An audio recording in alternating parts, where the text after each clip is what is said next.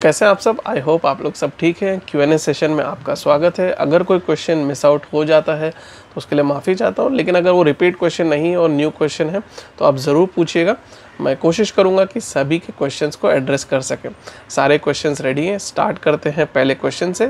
आज कुछ interesting information भी आपके साथ ज़रूर शेयर करूंगा। पहला क्वेश्चन है बुरहानी पीरवाला 5760, ये अकाउंट नेम है। इन्होंने पूछा है अहमदाबाद मेट्रो के वीडियो पे, do we have to take another ticket on old high court interchange station या 15 rupees ticket which you have purchase earlier it is enough. ये जानना चाह रहे हैं कि बीच में जो इंटरचेंज स्टेशन है वहाँ पे नया टिकट लेना पड़ता है कि नहीं। तो नया टिकट नहीं लेना पड़ता है। इंस्टेड वो बीच वाले इंटरचेंज स्टेशन पे तो मुझे भागना पड़ा था। वहाँ पे जो पुलिस पर्सनल थे वो बोल रहे थे कि वहाँ पे नई मेट्रो जो अगली थी वो स्टार्ट होने वाली थी, तो मैं भागा था इसीलिए मैं एग्जैक्टली वो पूरा इंटरचेंज का सेशन भी नहीं दिखा पाया। अहमदाबाद मेट्रो में कहीं पे भी आप पॉइंट ए से पॉइंट बी जा रहे हैं, अगर आपने एक बार टिकट ले लिया है तो आपको बीच में पैसा नहीं देना पड़ता है। यही कुछ हिसाब किताब दिल्ली की भी मेट्रो में है।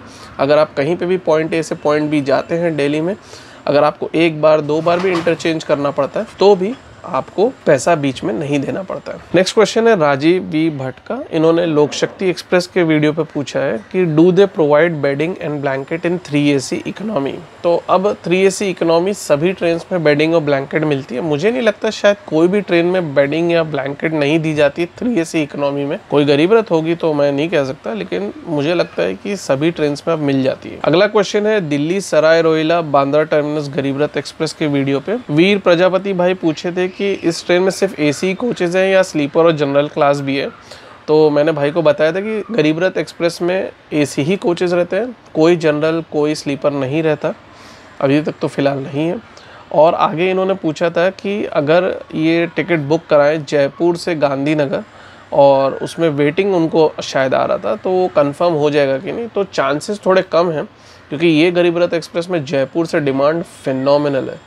कोटा भी डिफरेंट पड़ जाता है, दिल्ली से भी बहुत अच्छी डिमांड है, बीच के भी स्टॉप से अच्छी खासी डिमांड है, लेकिन जयपुर अजमेर अहमदाबाद ये सब जगहों से मैंने देखा है कि ज़बरदस्त डिमांड है। और बुकिंग अगर बीच में से कहीं से होती है, जैसे मेरी जर्नी में फालना से बहुत ज़्यादा बुकिंग्स थी, तो उसमें तो ऐसा लग रहा था कि फालना पे शायद बहुत बड़ा ग्रुप कोई घूमने गया था या मे बी कोई और रीज़न से गया होगा और उन्होंने बुक किया था। तो अब जैसे भाई अगर चाह रहे कि जयपुर से गांधीनगर बुक करना है तो उनका कन्फर्म होगा ही नहीं, क्योंकि फालना उसके बीच में पड़ता है और उन सभी का कंफर्म टिकट होगा। तो उस सिनारियो को देखते हुए मुझे ऐसा लगता है कि इतना easy confirm ticket Delhi Sarai Rohilla Bandra terminus Garib Rath express में जयपुर से मिलना थोड़ा मुश्किल है। वेटिंग का कंफर्म सीट तो मिल जाती है, तो जो कोटा अलॉटेड है उसमें अगर आप जल्दी बुक करेंगे तो मिल जाएगी। नेक्स्ट रिक्वेस्ट है शेख जावेद भाई की। इन्होंने पिछला जो वीडियो था हैदराबाद और काचीगुड़ा के जो डॉर्मेट्री के जो डिटेल्स मैंने बताया था उस पर इन्होंने बोला था कि सिकंदराबाद से तिरुपति जाने वाली 7 हिल एक्सप्रेस में जर्नी करने को। तो भाई अगर हैदराबाद जाने का मौका मिला और वहाँ से तिरुपति भी जाने का मौका मिला तब डेफिनेटली वही ट्रेन ट्राई करेंगे।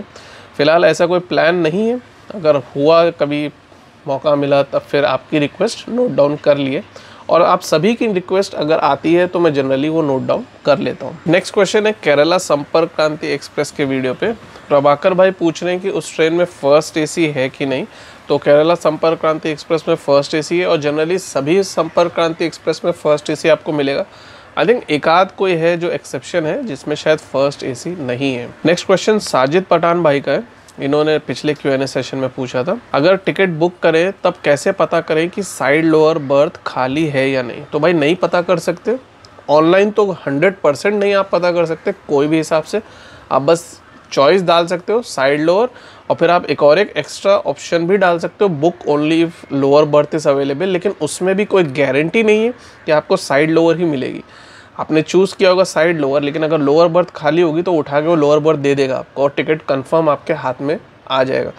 एक तरीका है जो मैं जनरली यूज़ करता हूँ, आप काउंटर पे जाइए और वहाँ पे आप जो काउंटर पे ऑफिसर बैठे हैं उनसे पूछिए कि भाई साइड लोअर सीट दे देना, कोई और सीट मत देना। अगर ऑफिसर अच्छा होगा तो वो आपको बता देगा बुक करने से पहले, अगर नहीं अच्छा होगा तब फिर वो भी आपको मैंने देख चुका है ऐसी गड़बड़ी होते हुए, साइड लोअर मांगा है और अपर बर्थ उठा के दिए और हाथ में टिकट दे दिए और फिर उसके बाद आर्ग्यूमेंट करो, आप कुछ भी करो, वो एक दूसरी चीज़ है। लेकिन अगर आपको ये अच्छा कोई मालूम पड़ जाए कि ऑफिसर है जो आपको जेन्युइनली एक अच्छी इन्फॉर्मेशन बुक करने से पहले ही बता दे कि भाई ये सीट्स हैं, या आप अगर 3-4 लोग की सीट्स बुक कर रहे हैं तो आपको स्पेसिफिकली बता दे, तो भाई आप उसके पास ही बुक करिए। आपका पैसा भी बचेगा और आपको एक मेंटल पीस भी रहेगा कि भाई हमने टिकट बुक किया है तो हमें क्या सीट मिल रही है। अगला क्वेश्चन है इफ्तिकार बख्श भाई का। इन्होंने पूछा है कि आप बुरहानपुर से ताल्लुक़ रखते हैं क्या?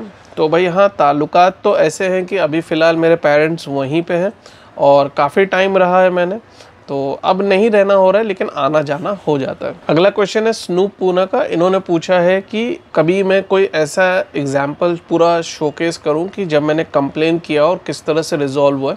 तो मैंने भाई को लिंक तो शेयर किया ही था, आपको भी नीचे डिस्क्रिप्शन में लिंक मिल जाएगा। जब मैंने बांद्रा टर्मिनस से हज़रत निज़ामुद्दीन गरीब रथ एक्सप्रेस में, ये नए LHB कोचेज़ के साथ नहीं, जब वो पुराने कोचेज़ के साथ थी, तो उसमें जब मैं ट्रैवल कर रहा था तब मैंने कंप्लेन किया था, कॉल आई थी और वो पूरा प्रोसेस मैंने बताया था और वो कैसे वो रिज़ॉल्व हुआ था वो भी मैंने शेयर उसमें किया है।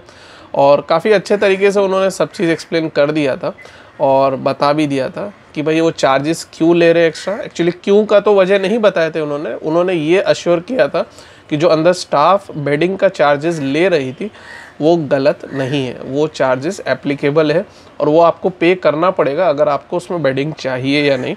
अब मेरा प्लान है कि फिर से उसमें जर्नी करने का LHB कोचेज़ के साथ, तो वो बहुत इंटरेस्टिंग रहेगा कि अभी भी वो लोग चार्जेस ले रहे हैं या फिर टिकट फेयर में इंक्लूडेड है।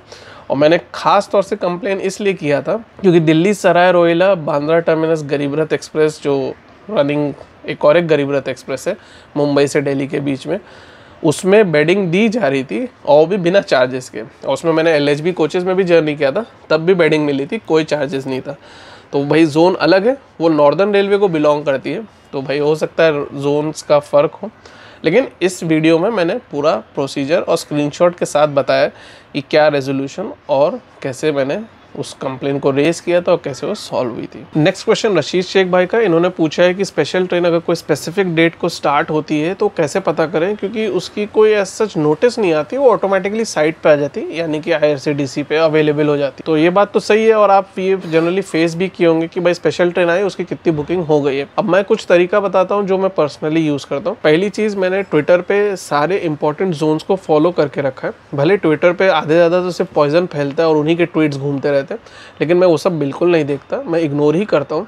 मैं डिफरेंट जोन्स को जाके चेक करता हूँ, ख़ास तौर से अगर मुझे कोई जगह जाना हो और मैं अगर ये जानना चाहता हूँ कि कोई स्पेशल ट्रेन स्टार्ट हुई है या नहीं, तो मैं रेगुलरली उसको चेक करने लगता हूँ। दूसरा तरीका है कि आप वही सेम जोन जहाँ से भी आप उम्मीद करते हैं कि नई स्पेशल ट्रेन स्टार्ट हो सकती है, तो उसकी वेबसाइट भी मैं चेक करता हूँ, क्योंकि कभी कभार ट्विटर हैंडल पे नहीं आता है, वेबसाइट पे आ जाता है। और तीसरा तरीका ये है कि आप IRCTC पे ही डेली चेक करिए। अगर कोई ट्रेन आने वाली होगी और वो अवेलेबल होगी, चाहे वो काउंटर पे हो या IRCTC की वेबसाइट पे हो, वो आपको मोस्टली सुबह मालूम पड़ जाएगी।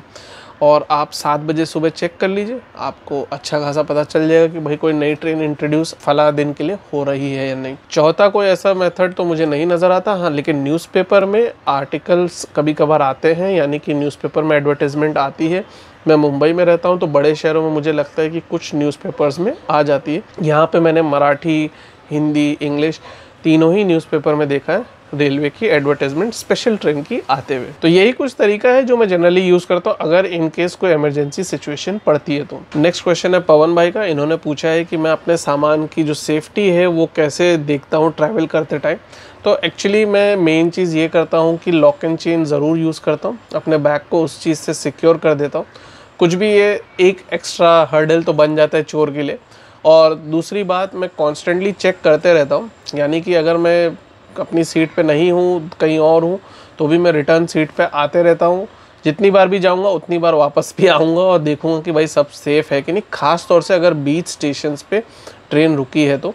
और एक ख़ास चीज़ मैं करता हूँ वो ये कि अगर स्टेशन बहुत ही क्राउडेड या बिज़ी या बहुत ज़्यादा बोर्डिंग डीबोर्डिंग होने वाली है तो जनरली वो स्टेशंस पे मैं अपने सामान के पास ही रहता हूँ, यहाँ तक कि मैं कोई भी वीडियो भी शूट नहीं करता हूँ। तब अभी आपको आते फ्राइडे को एक जर्नी देखने को मिलेगी विदर्भ एक्सप्रेस में गोंडिया से मुंबई तक, उसमें आपको क्लियरली दिख जाएगा कि मैंने कैसे नागपुर स्टेशन पे कोई भी वीडियो रिकॉर्डिंग ये सब नहीं किया है, क्योंकि वहाँ पे बहुत सारा क्राउड था और बहुत सारी बोर्डिंग होने वाली थी, तो मैं अपने सामान के ही पास था।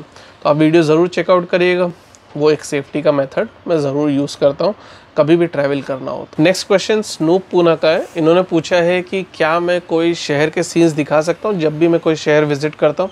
तो भाई अगर पॉसिबल रहेगा तो ज़रूर दिखाऊंगा, आपका फीडबैक एक्सेप्टेड है, लेकिन फ़िलहाल इतना पॉसिबल नहीं रहता है। उसकी दो वजह है, अगर मैं कोई काम से जाता हूँ तब फिर उतना टाइम नहीं रहता, और अगर मैं खुद सिर्फ ऐसे ट्रेन वीडियोस के लिए भी अगर ट्रैवल करता हूँ तब भी मैं इतना ज़्यादा दो ट्रेन के बीच में गैप नहीं रखता कि मैं शहर को अच्छी तरह से एक्सप्लोर कर सकूँ, लेकिन अगर मौका मिला तो ज़रूर उसको भी इंक्लूड करेंगे। तो भाई ये था आज का Q&A सेशन। अब एक एक्स्ट्रा इन्फॉर्मेशन मैं आपको ये देना चाह रहा था कि रिसेंटली कुंभ मेला स्टार्ट हुआ था और अभी वो कंटिन्यूस कुछ दिनों तक तो चलता ही रहेगा। अभी 2 दिन पहले ही मुझे एक्चुअली दिल्ली से रांची जाना था, लेकिन मेरी राजधानी एक्सप्रेस का जो कंफर्म टिकट था उसमें वो ट्रेन को रीस्केड्यूल कर दिया गया था ऑलमोस्ट 5 आवर्स।